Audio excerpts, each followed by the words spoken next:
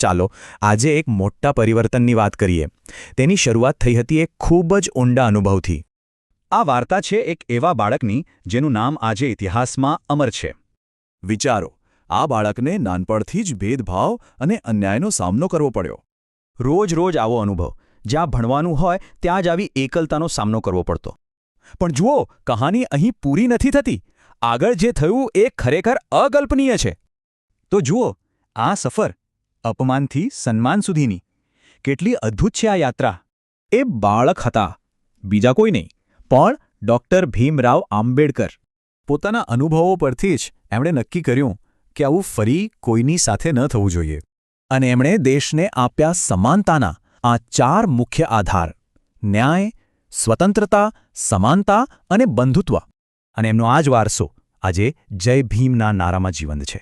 આ માત્ર એક નારો નથી, એ એક સલામ છે, એક લલકાર છે અને એમના સંઘર્ષની યાદ છે. તો સવાલ એ છે કે સમાનતાના આ વારસાને આવનારી પેઢીઓ કેવી રીતે આગળ લઈ જશે?